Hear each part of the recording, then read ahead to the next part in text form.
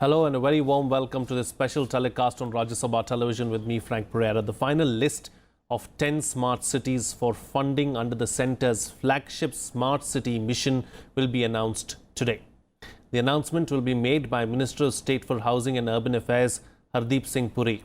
The 100 Smart Cities mission was launched by Prime Minister Narendra Modi on June 25, 2015. The Housing and Urban Affairs Ministry has till now announced the names of 90 cities that the government aims to help under the scheme. Under the scheme, each city will get 500 crore rupees as central assistance for implementing various projects.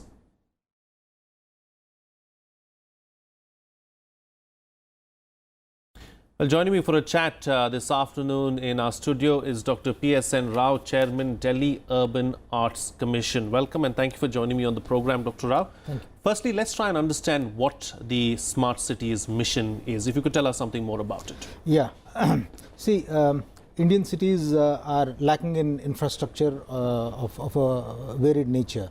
We all know that. So, there have been programs in the past to improve the situation in our cities. But this time around, I think we are looking at a complete paradigm shift in the approach to improving urban infrastructure in our cities. In the past, most of the approaches have been mostly top-down. But now we are looking at a bottoms-up approach, number one. Number two is how can we bring in modern technology into our cities and their development. So here a lot of freedom is given to the cities and it's not that the government decides that these should be the cities that we're going to improve, because we have cities in thousands. So why just 100 since we have cities in thousands? So yeah, you know, what is the idea behind it? Yeah, well, 100 is just a number. I mean, you need to start somewhere, right? So you can't look at all the 4,000 odd cities that we have. In fact, if you put the census cities and the statutory towns together, then the number goes up to almost 8,000. True. So it's not possible to address the issues in all these in one go. So at least those cities who are ready, who have the capacities to pull things together and then get on with the job of setting their cities right. So the government felt that, okay, let's start with 100 to begin with, and then maybe others will follow over a period of time. You know, we've seen, or you know, over the years, we've seen smart cities taking 15, 20 years to be developed, you know, worldwide. The time frame of 5 years, is it realistic, or are we going to see, is 5 years also just a number? Yeah, 5 years, of course, is rather short. So certainly you will require at least 10 years for the entire impact to be felt. But then 5 years is a time frame that the government has taken, so that at least a beginning can be made. So it's going to be a continuing process. Yeah, absolutely. It has to be a continuing process. It has to be an ongoing process, and it's not just putting smartness into the city, but also it has to continue for a long time to come. So it has to be sustainable. So you put a smart city together, and then you have to maintain it, and people have to derive the benefits out of it, and then maybe over a period of time you further improve, maybe after a decade or so. So city management is a continuous process, and a very good beginning has been made, and a beginning with a difference has been made. So I think that is where this mission is very different from the earlier missions. Sure. Dr. Rao, what is the criteria really to choose these 100 cities? What has been used over the last couple of years? Yeah, well, the Ministry of Housing and Urban Affairs has looked at several criteria. I think basically the whole intent now was, rather than the government deciding on which should be the cities based on whatever be the considerations, it was felt that let states come forward, let cities come forward, and let states decide which are the cities that have the capacities to get into this smart mode. And urban finances, availability of good manpower, and so on and so forth. There's a whole host of criteria which the government has worked out, which the ministry has worked out, and based on this criteria, it was a kind of a challenge. So actually, cities are competing with each other. It's a competition for the first time we've seen something like this. Yeah, it is competition, because it's not that Big Daddy is giving you a lot of money and then you can fritter it away the way you want. It's not like that. So if you want money, then you better pull up your socks and you should be able to spend that money. So that's the way in which they put it. So people have come forward. They've put up novel ideas together. Smartness is interpreted differently by different cities. In maybe one city, somebody said that okay, water is of more importance, or in some other city, redevelopment is more important, or in some other city, a greenfield development is more important, and so on. So a lot of freedom was given to the cities to choose what they want. And city-specific ideas are being taken forward. City-specific ideas, because you can't put everybody in the same category. Category, exactly. So therefore, India is a very diverse country, and even geoclimatically, you have wide variations in this very large country. So what is good for some town in the south may not be good for some town in the east, and so on and so forth. So how is it going to help these cities, being on this list of 100 elite cities? Yeah, it is very important, because you're getting a huge amount of money, 100 crores every year for the next 5 years. So that's a huge amount of money. Number one, and number two is that you are supposed to further generate more money yourself, and you're going to get the state of the art hand holding from the center, from the state, and also the state-of-the-art technologies are going to be put in place. So the citizens are going to participate, the industry is going to participate. You're bringing in IT into the whole game in a very big way. So it's going to be an integrated system, is what you're saying. Absolutely. So see, if you want to do good management, if you want to do good garbage management, if you want to do good water management, you need data. So where is all this data going to come from? Unless and until you have data systems in place, big data in place. So all these are necessary, and this is what this pumping in of 500 crores over a period of 5 years is going to help cities. And we have to make this change. I mean, we've been in this kind of a mode for a very, very long time. So I think a time has come today where in virtually every other walk of life, modern technology has come in. But urban development somehow has lagged behind so far. Not any longer. So with the smart cities, so the cities are going to be given the technical know-how as well as the expertise. Technical know-how and the expertise and the modern technology and the funds, so that you put all that together, and then we need to make that paradigm shift. Sure. So essentially, this mission is looking at making that paradigm shift from the old ways. It's basically a trigger to take urban planning to the next level. Exactly. It's a trigger point that we are looking at. So these 100 smart cities mission is actually a trigger point. Sure. Are there any rules, any guidelines that these cities need to follow so as to keep getting the 100 crore rupee fund every year? Yeah. In fact, in the past, things have been such that you would normally get the first tranche, and then the second and the third, and so on and so forth. But this time it's around, a given that you would get it. Yeah. So, but now it's not like that. But now there's going to be a concurrent evaluation every year, and then if you're not really fit and going, then probably you may not get the subsequent tranches. Maybe you could even lose out somewhere in between. And there could be another city that takes your place. Absolutely. So for the first time in this country, we have brought about this kind of a system. There is a sword hanging on your head. You have to perform. So if you don't perform, then you don't get the funds. So I think that's a very good thing, that cities have to perform, and they have to get their act together. And so that's the way. Would you say the selection process thus far has been extremely transparent, or have there been any issues with the selection process as such? Absolutely no, as far as my knowledge goes, because it has been a very transparent system. The criteria and all that are fairly well known, and then people had to compete. There are a large number of organizations which have been involved in the entire process, and there have been several rounds. So the first round was over, then there was a second round, third round, and this is the last and fifth and final round that's happening. So everybody is aware generally as to how the whole process happens. So if you want to be competitive, and if you want the money, you have to be competitive. Only then you are there in the race. Otherwise, there is no need for you to be in the race. So you have an option.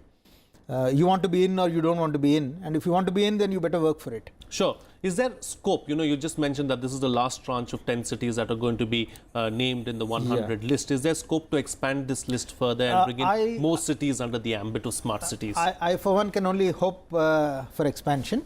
But as far as my knowledge goes, on the anvil, it's only 100 cities that we're talking about. But certainly, yes, there is ample opportunity. and well, any city could be smart. Of course, in this program we are only envisaging 100. But then if there is nothing that debars any municipal corporation in this country ahead and be smart, only thing is that they will not get this funding through this mission.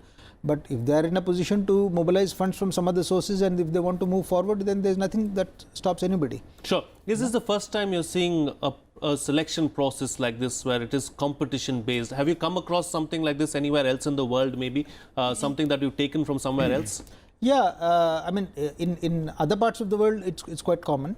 But in our country, I think this is for the first time that we are putting other considerations aside, and then we are saying that basically the technical considerations and the competitiveness and your ability to perform at the end of the day, because ultimately what happens in most government funded projects is that the government gives you a certain amount of funds, and then you are just not able to spend. You don't have the infrastructure, you don't have the wherewithal, you don't have the manpower, you don't have your systems in place, and therefore a lot of money just lapses.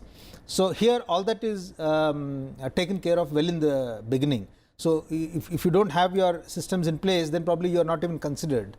Let's talk about some of the criticisms now as far as the smart cities mission is concerned. The one criticism is, of course, the money that is being spent will be specific to a very small area, and you're not taking the entire country as a whole. Do you see that as a problem? Do you see that as a stumbling block? Well, India is a very large country. India is often referred to as a subcontinent. Okay, so you will never get all the money that you want on day one. Okay, so you have to pick up the low-hanging fruits first. Sure. You have to start somewhere. So there has been a very transparent, competitive process that you can just never get enough money to put all your 8,000 cities together. The capacities are also not there. It's just not possible. So I think it's a good thing that at least we've made a beginning somewhere. We need to start small somewhere. So we've made a start. And I think now time will tell as to how these cities are going to pick up, because all said and done, this is government money. Yeah. When you talked about criticisms, I know what you're going to ask next. That the tendering processes in the systems and all. Well, these will take time. Because government funding has to be, again, you need to very carefully spend money. But then the ministry and the government has considered that just giving quotations to the lowest is not the only way. So you need to have the technical expertise as well, and it's only then that we look at the cost aspect. So it's also a holistic process is what you're suggesting. Exactly. So it is also a holistic process where you give marks when you do the assessment, not just to the lowest bidder, but also to the technical expertise. But does that also stand to run into some trouble? Because in the past we've seen that happening. If you don't go to the lowest bidder. Well, I don't really think so, because we already have a very large number of projects up and going. The Smart City Mission is already in the implementation mode, because you need to first set up these special purpose vehicles. So special purpose vehicles have already been set up, and then the funds, of course, have been given upfront, and the technical recruitment has also been done. And a good number of projects have also started. I won't say all have started. There are many which are yet to start, but a good number have already started. So whenever you're starting something for the first time, there will be initial hiccups. They're bound to be. But then as time rolls, it's a learn as you go process. Yeah, it is a learning curve. It is a learning curve. And for many of us in the government also, it's a learning curve. For particularly for the urban local bodies in the various cities that we have across the country, it is a learning curve, because talking about urban local bodies, what kind of support will the urban local bodies be getting through this Smart Cities mission, as far as technical know-how is concerned? Because our urban local bodies in the past have been criticized for being, lackadaisical too at times. Yeah. So how is that going to change? See, urban local bodies, all said and done, are political entities at the grassroots level, which is good because they carry with them the aspirations of the local population. What are their desires, what are their aspirations, what is it they want, and so on and so forth. So the local pulse of the people gets reflected in the local municipal elections. That is very good. But then that also has a negative there, that maybe implementation can get slowed down. So what has been done in the Smart Cities mission is that we have created a special purpose vehicle an SPV, a smart city corporation has been created, wherein the officials of the local bodies are also representatives, and there are others. Okay, I'm going to cut you short there, Dr. Rao. Hardeep Singh Puri, the minister, is addressing the media right now. Let's listen in to what he has to say about the Smart Cities mission. Sure. With me this afternoon, I have two, if I may be allowed to use the word, major announcements to make. I hope you agree that they are both major and significant. But before I do that, let me thank all of you for making the time and to be with us this afternoon in such great numbers. Let me begin on a personal note.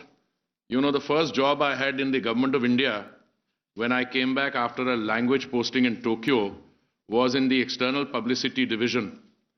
And we were located in Shastri Bhavan, and we did not have such a magnificent facility for interaction with the distinguished members of the Fourth Estate. So I'm glad that we are doing well now. And I'm always happy to be interacting with the members of the press corps for a variety of reasons. If we do something wrong, you point out to us the areas where we need rectification, and if we are doing things well, we need you to help us create the narrative. So in either case, I think interacting with the press is important. I don't share the cynicism which some of my colleagues sometimes have in the political system, saying, press se bach ke rehna, pata nahi wo kya bologe aur kya likh denge. Because I frankly belong to the era where I was being a civil servant longer. So if you write something wrong, I'll not hesitate to point out and forcefully. So, but thank you very much. The two major or either important announcements which I plan to make this afternoon, for which this press interaction has been set up.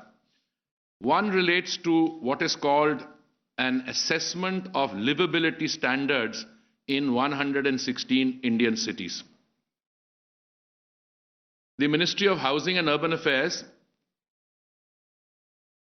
has taken a decision that we will assess the livability standards of 116 Indian cities, which include the smart cities already identified, the additional smart cities which I am going to announce this afternoon, plus a few more cities which belong to the category of 1 million plus population cities. By way of background, let me mention that the EIU, or the Economic Intelligence Unit of The Economist, which is, as you know, is a London-based weekly, The Economist, EIU of The Economist, in alliance with the Research Private Limited and Athena Infonomics India Private Limited, we are going to do this assessment of the livability index along with them. Also, by way of background, the EIU has developed a livability ranking of 140 cities globally, and along with these 140 cities globally which are being assessed for their ease of living, 116 Indian cities will be added.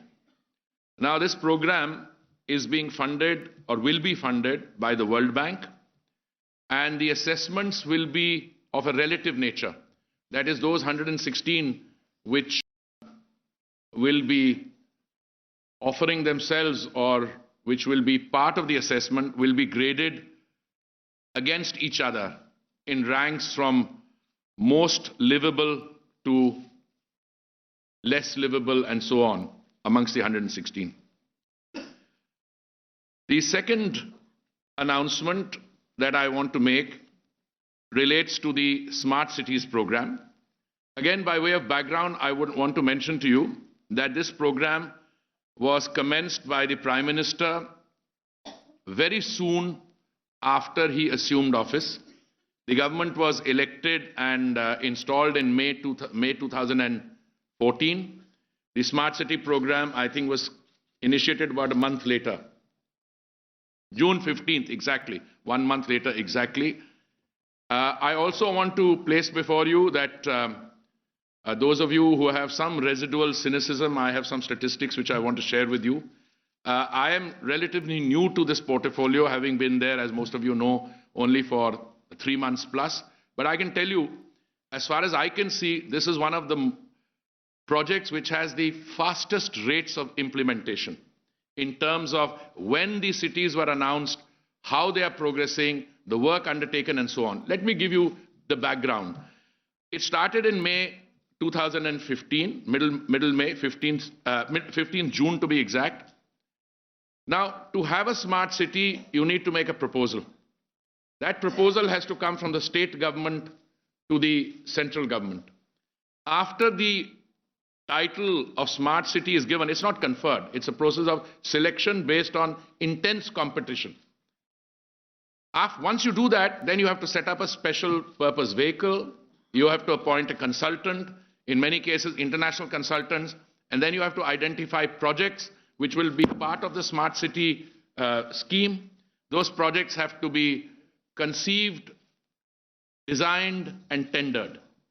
Now, in January 2016, that is within 18 months of the smart city scheme being initiated, 20 cities were given the smart city ranking. The next lot came in May 2016.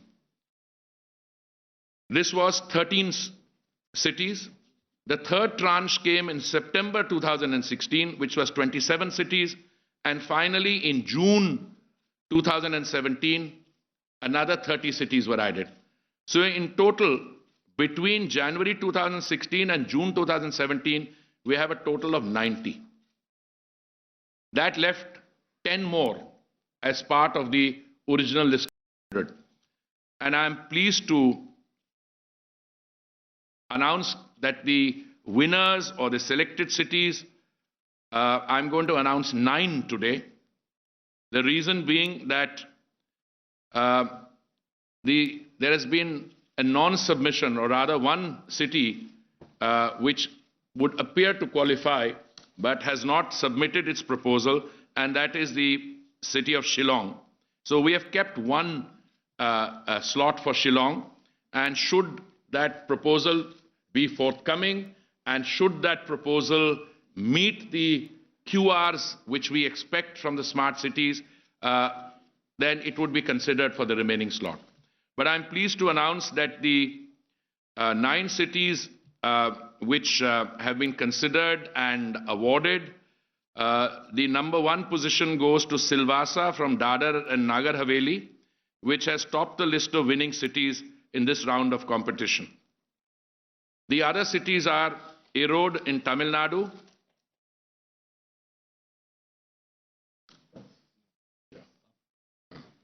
I can say Erode in Tamil Nadu,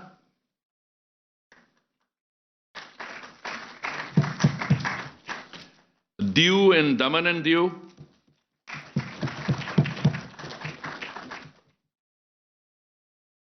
Bihar Sharif in Bihar,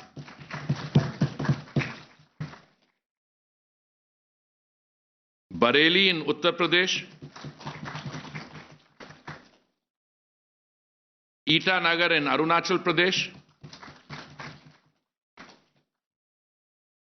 Muradabad in Uttar Pradesh, Saharanpur in Uttar Pradesh, and finally Kavarati in Lakshadweep. Now, the 9 cities which have qualified for inclusion in the top 100 have on an average improved the quality of their proposals on an average by about 19% or so.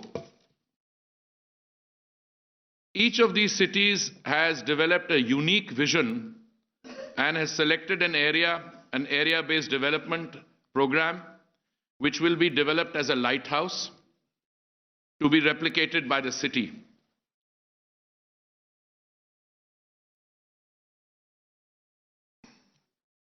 I have been corrected that the Smart City Mission was launched not on 15 June but 25th June. You make that allowance for a newly appointed minister, so wrong by 10 days. Okay. No, but that's good to be correct on that. And the 9 cities selected have proposed an investment of rupees 12,824 crores, of which rupees 10,639 crores would be in area-based development, 2,185 crores in pan-city initiatives, which would be impacting the living of 35.3 lakh people. These cities have identified ABD projects, which include smart roads, rejuvenation of water bodies, cycle tracks, walking paths, smart classrooms, skill development centers, upgradation of health facilities, and pan-city projects, which include integrated command control centers and ICT. 12,824. I'll come back to each of these figures and what by way of an explanation. Based on the proposals which were submitted at the time of the cities qualifying, they have 409 projects. And the funding sources for these projects is proposed to be about state and center together 61.25%. The word used is convergence, which I understood means overlapping. You know, you have a smart city project, but you have an Amrut plan. So there will be some areas of overlapping and synchronization. That would be another 24.19%. PPP, private-public partnership, 12.9%. And resources raised from their own sources, about 1.57%. Let me share with you some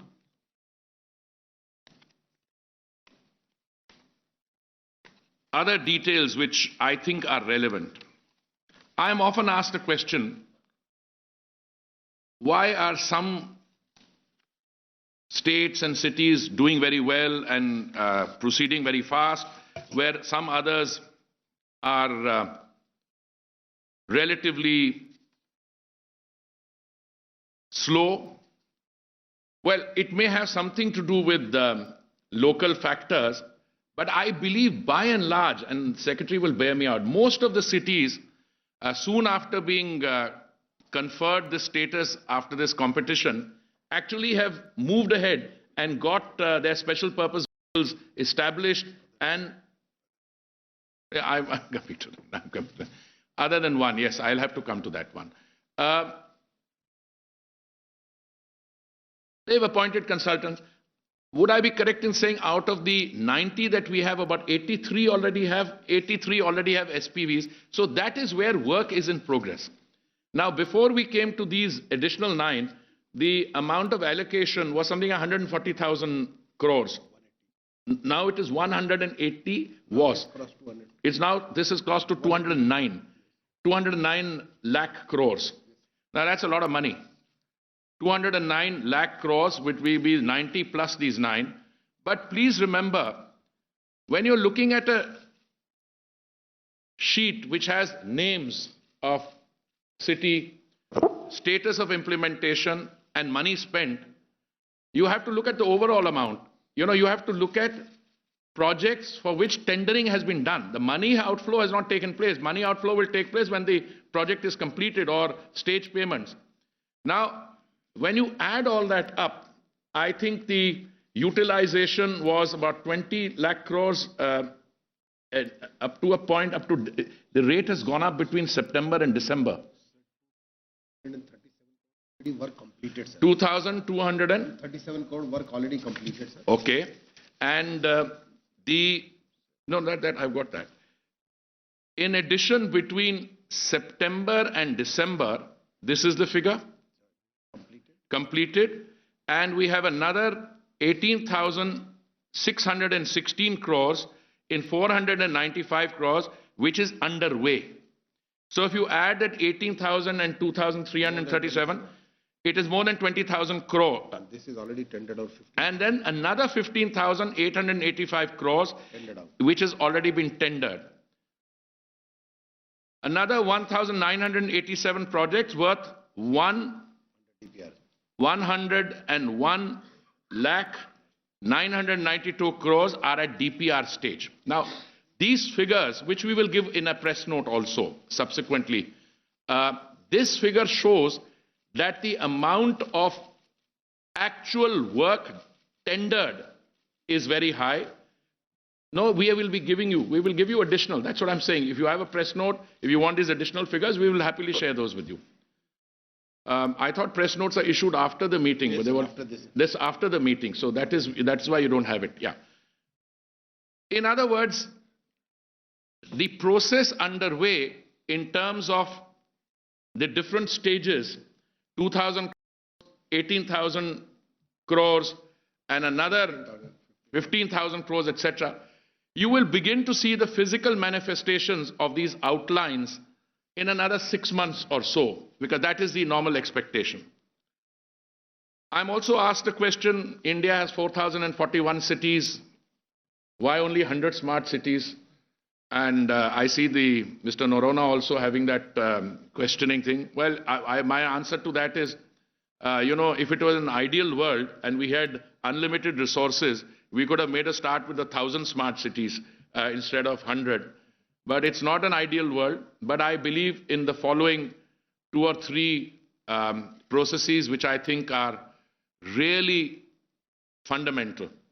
That the demonstrative effect of a smart city, which will result in ease of living for the poorer people, for women, for the differently abled, once that demonstrative effect is there and the lighthouse effect takes place, many more cities will want to qualify for smart city, which brings us to the issue of funding.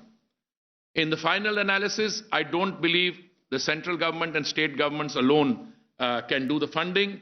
We need to reach a status or a position in which urban local bodies have to raise their own finances, and I think the way is already being shown by some of them. Now, in some cases, we have had a bit of a problem. Secretary pointed out to me, reminded me that in one particular case, there has been no movement, and if I may just refer to that very briefly, this is the new town Kolkata, which was selected as a smart city in the first track in May 2016. This smart city is yet to incorporate its special purpose vehicle and even appoint its PMC. Therefore, I want to utilize this opportunity through you to encourage the concerned authorities there to try and catch up with the other cities which have been so selected, because, I believe once the SVP is set up, the project management committee exactly. Because the smart city proposal cost of rupees 1,533 crores, the government of India has transferred 2 crores for the preparation of the smart city proposal. But the first installment we cannot release, as the city has not yet incorporated the SPV. So my message today is all very good news in terms of the 9 there, which are already well on the way of implementing their work, which is already approved and money is being released.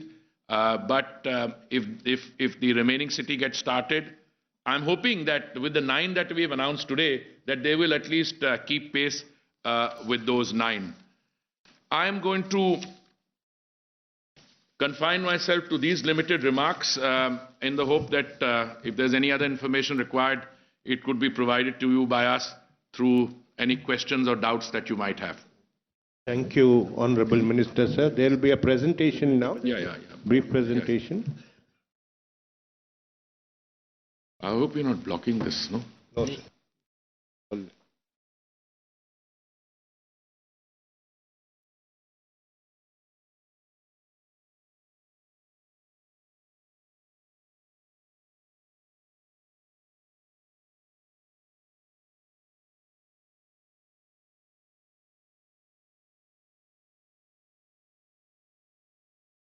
Good afternoon, ladies and gentlemen. My name is Deepa Karthikeyan. I'm Here is a representative of the consortium consisting of Ipsos Public Affairs, the Economist Intelligence Unit in Athena Infonomics, Honorable Minister, distinguished members on the dais, friends from the media, we're excited to be here. This is one of the most exciting opportunities, I think, particularly for us. And just going back to a comment that I think the Honorable Minister made about the speed and the efficiency with which the mission performs, I think our procurement process, for instance,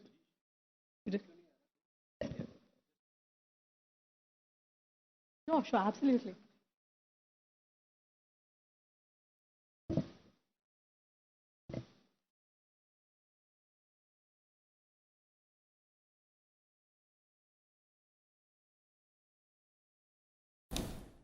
Shall I continue? Can everyone hear me at the back?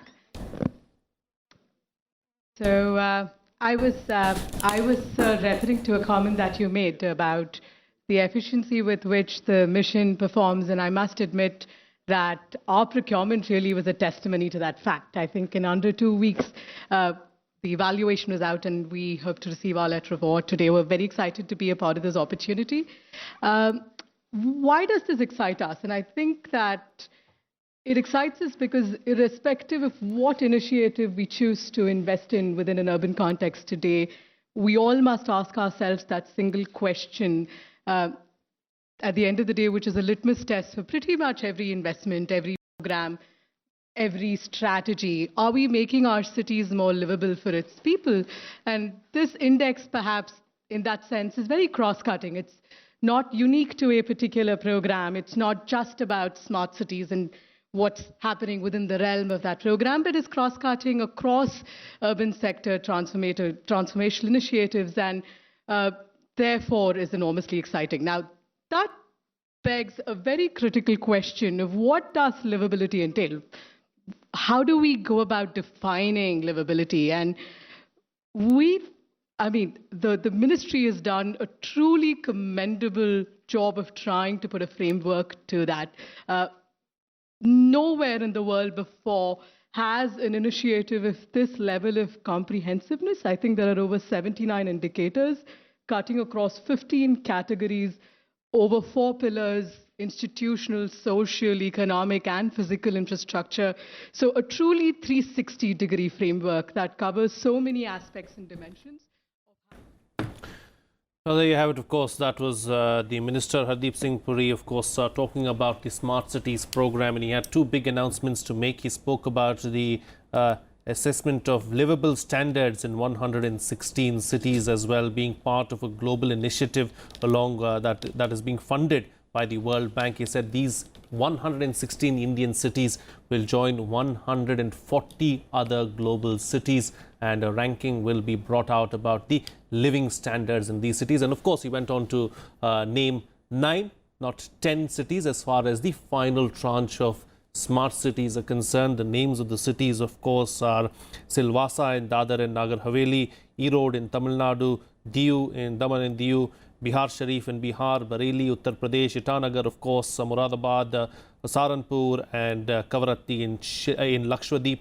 He did say that one spot has been allotted to Shillong, but the process has not been duly completed. So they will give Shillong a chance to complete the process, and if Shillong does so, then the 10th spot will go to Shillong as well. I have with me in the studio right now Dr. P.S.N. Rao, Chairman, Delhi Urban Arts Commission.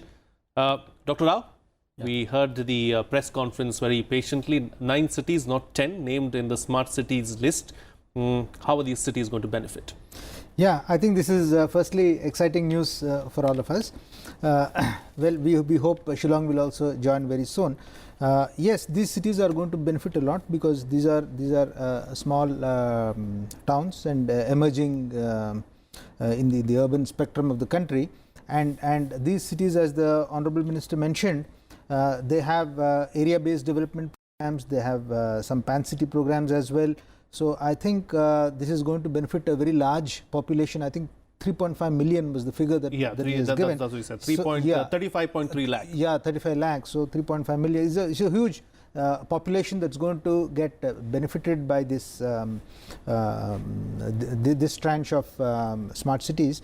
But I think more interestingly, how do we really measure, how do we translate funds into actual development, and how do we measure that? So I think that is where this livability index that the minister was mentioning, this really comes into picture. It's a fairly sophisticated system with about 79 indicators, and once you start actually getting data on all these, and once you start measuring, then you will know that was it really worth spending so much amount of money, and has the situation changed from point A to point B by spending so many thousands of crores of rupees. So there's a yardstick that we can measure Exactly. with. So this is going to be a yardstick. We are going to start measuring on several counts, and then we can see change happening. So it's going to be a very transparent system. Normally in governments we look at how much money has been allotted, how much money has been spent, and if you spent money, then you generally feel happy that you spent the money. But then after spending the money, has the development actually happened on the ground or not? How do you measure that? Because that is actually the proof of the success of any program. At the end of the day, everyone wants results, and there has to be a way of trying to figure out how whether these results actually have come out or not. Absolutely. And that's what's being done.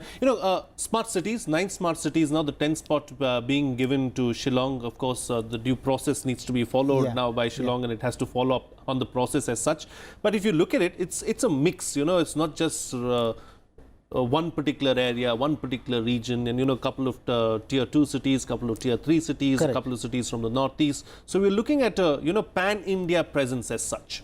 Correct. It's a fairly well distributed choice, I can say.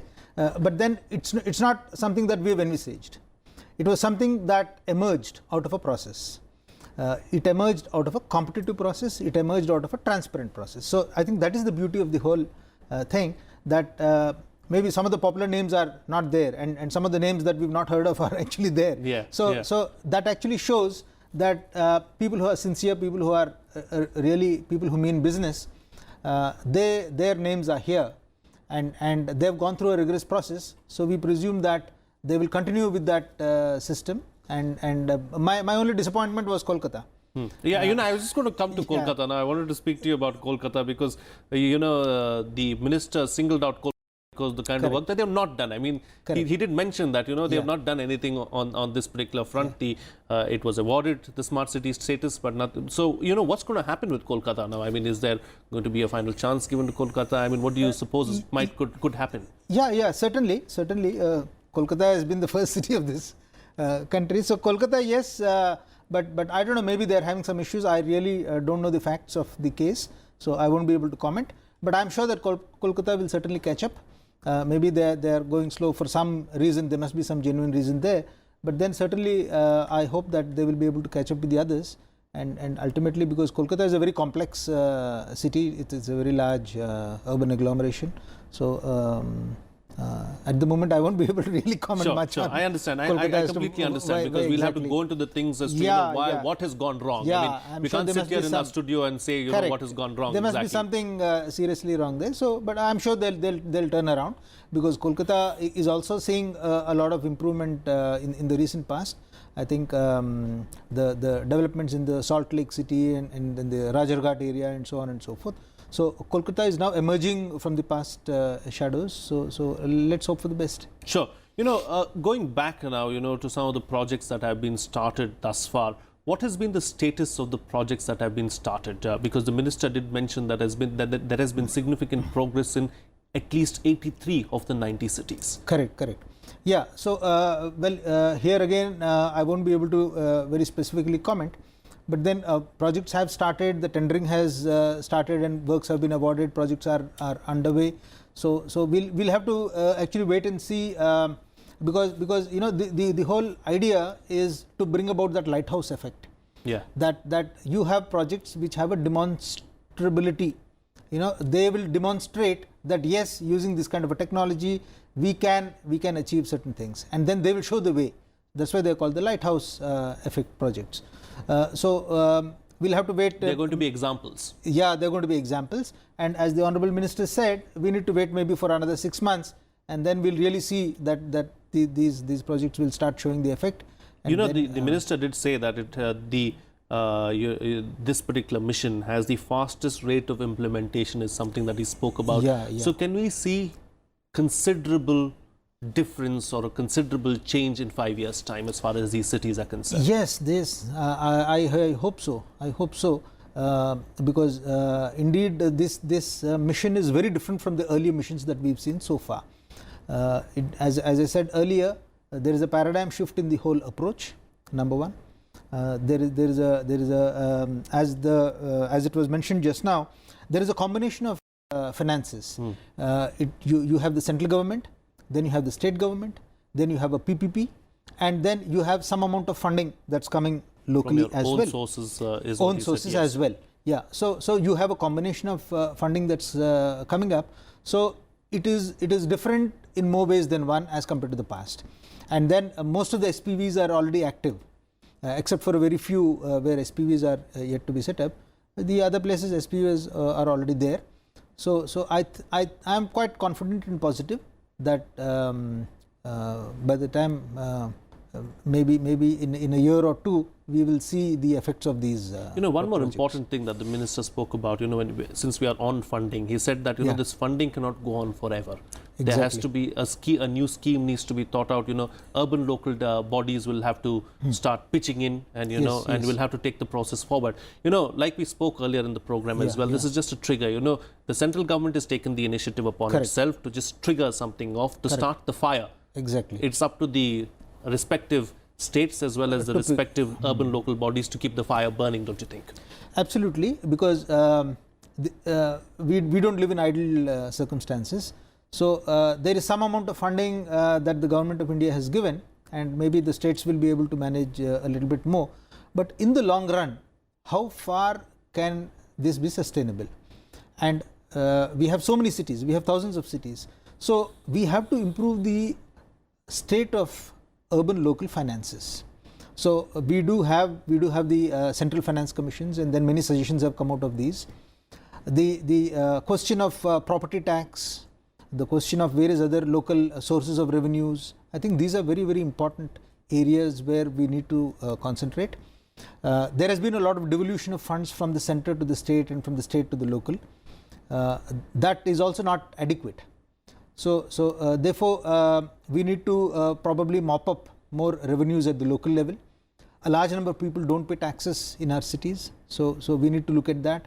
We need to look at new avenues. You can't simply depend only on devolution of funds from the center to the state. GST could change that. Yeah, so GST is the new game changer that we're talking about, and in fact, I think the Honorable Minister also announced certain changes in the GST. I think quite a few GST rates have been brought down and so on and so forth. And also an announcement has been made about the simplification of the GST filing process. Yes. So that things can become much more easier and simpler. And so the whole idea is to bring everyone under the ambit of the taxation system so that everyone benefits from it. But talking about taxes, will the people living in smart cities have to pay higher taxes going forward? Well, I don't think any such kind of a thing is being envisaged at the moment, because the benefits of smart cities actually go to several people. Particularly if you're looking at a pan city kind of a situation, when you're talking about roads and so on and so forth, it's very difficult. But then over time, maybe some amount of increase in taxation we may have to see, or we could even think of increasing the tax base rather than increasing the tax rates. I think that is more important. That currently the tax base is not 100%. A large number of people are outside the tax net. So if you are able to increase the tax base, then probably we don't have to increase the tax rates, because I clearly don't see increasing the rates as a solution. Sure. Yeah, because obviously people will not. There will be a lot of opposition, particularly from the low-income population, because Indian cities are also harbors of a large number of low-income population, particularly the rural migrants coming into the cities and so on.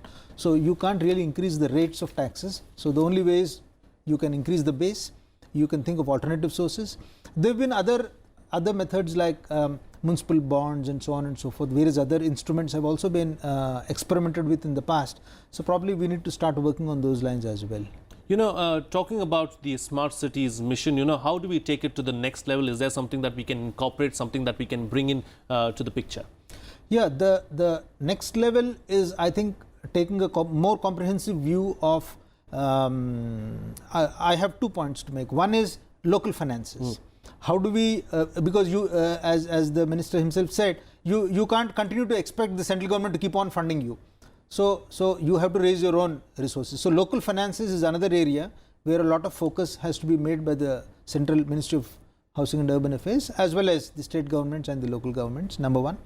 Number two, it's very easy to create smart infrastructure, but then you also need to maintain it over a long period of time. So if you are not in a position to maintain what you've created, then you will find that soon things can go into disuse or disrepair and so on and so forth.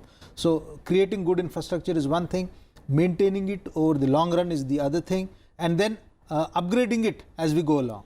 Sure. So, okay. We'll have to leave it at that, Dr. Rao. Thank you so much for joining me in our studios and putting things into perspective for us, and summing up everything that the minister said then, and putting the entire mission as such, the smart cities mission, into perspective for us as well. We've got to learn a lot of things from you today. Thank you so much. Well, that's it from me. Of course, our programming will continue on the other side. Do stay tuned.